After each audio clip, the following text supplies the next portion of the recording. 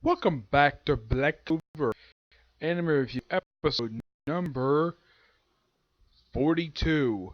This arm the 92nd episode of the anime, The Wizard King versus the leader of the Eye of Midnight Sun, and the 212th chapter in the manga, Destiny's End.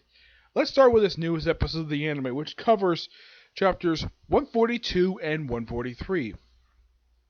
The episode picks up from 2 episodes back, where it's after where Ghost, Gordon, and Gray, along with Henry, had their battle with Sally and the Necromancer, basically about 3 members of them and that son, which they kind of won, but they kind of retreated.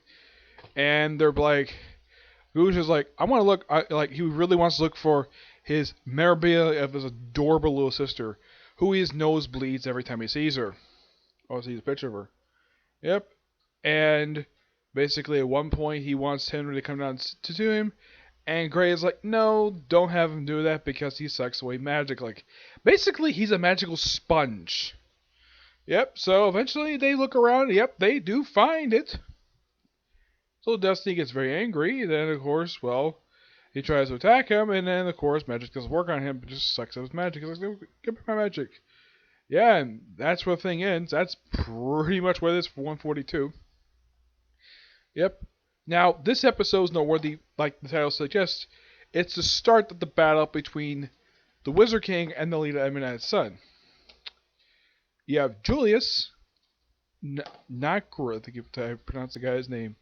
It's Navarro, I think it's Navarro, which, by the way, is also the title of the very next episode, versus Lesat, even though technically it isn't.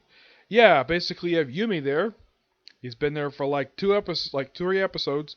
He's waiting for Vengeance to go see him, and he's basically drinking tea. He's getting really bored, like, where is Vengeance? He's like, he also is like, says, oh, my ride's in the hospital, and your vice captain put him there. Yep.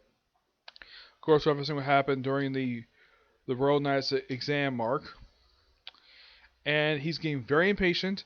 And then we cut to the Wizard King standing on top. Well, first we see his assistant basically going to was looking for him. And nope, he's not there. He's on top of the castle. And then all of a sudden, like, he's standing there, just basically calm, look at the town. And then William Vengeance gets up there. Somehow, it's never really explained how to get up there. Yep, and then he takes out his mask. Of course, it's a flashback to Witch's Forest arc, which basically from the start of the season, which is back in episode 54, when he takes off his mask. This is the second time in the series they've removed his mask. Though he takes out his mask, and he does a transformation into Lesat, the leader of the Midnights. And this was hinted at back in that episode, and this kind of pays off. And of course, well, Yumi basically has been suspected for a while, so, yeah. And of course, basically, talk about William talks about somebody treasure besides the Wizard King, and it's Lesat. Yep, this is basically Lesat, basically a sort of introduction to the Wizard King. Wizard King probably already knew about him. He probably has seen pictures of him. He knows of him. We've seen him basically from a distance, but he never introduced himself to him.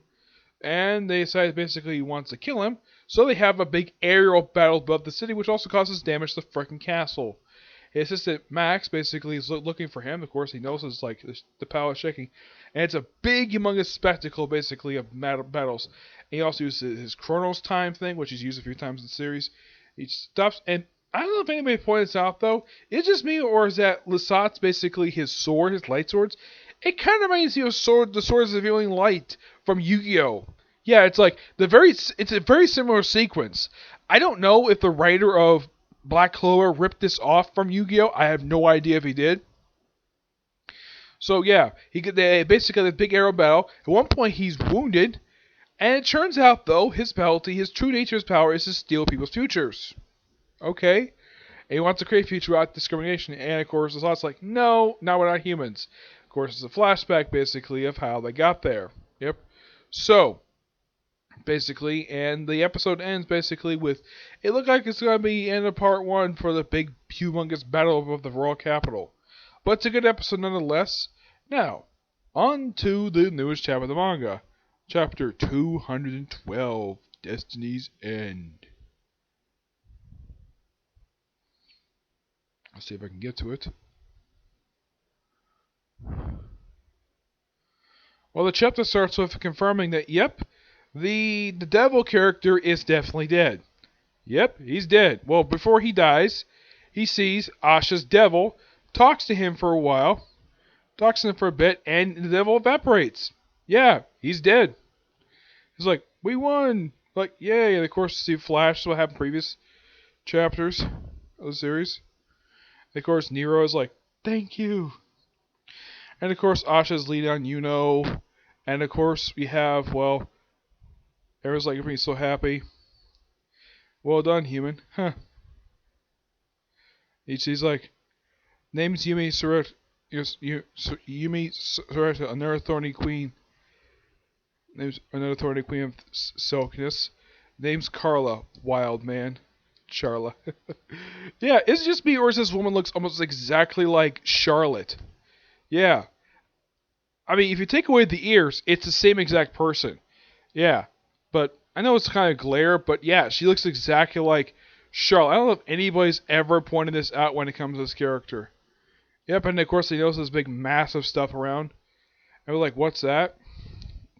Like, the magic is disappearing, it's continuing eating away at the space. The Shadow Palace kind of apart. The first magic emperor is like buys about reach limit. And like we can of course see Charmy. Yes, Charmy feels like it's itching all over. Yeah, always glad to see Charmy.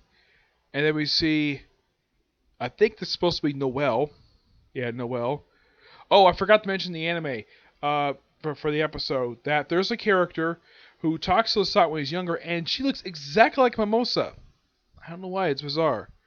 So yeah, they basically figure out that yeah, they should leave. Like everyone, like again, of course, they get up all together, and you see Noelle right now with Asha. Like Noelle, I'm close to you guys are right, and then we see the two guys. I mean, that's since some of their sins. And of course, that's not over yet. There's still one more. There's still more left I must do. It's like, And we see that Yumi's got Jack the Ripper. Well, actually, it's not Jack the Ripper. It's like,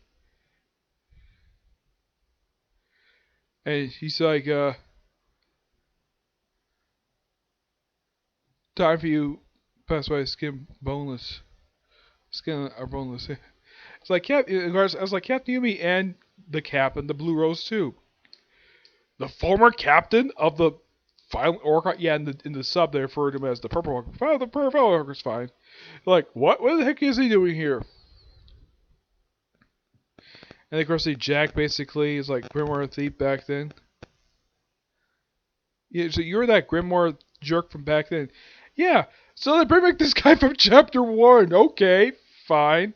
And the first Wizard King is like, yeah, it's like, okay. Of course, he stands next near and said, it's incredible, isn't it? It's all packed full of people and all kinds of strange magic. I guess the Clover Kingdom's really safe. More really right now, let's blow this joint. Yep. We see this strange looking door, which might be the exit of this place. Yep.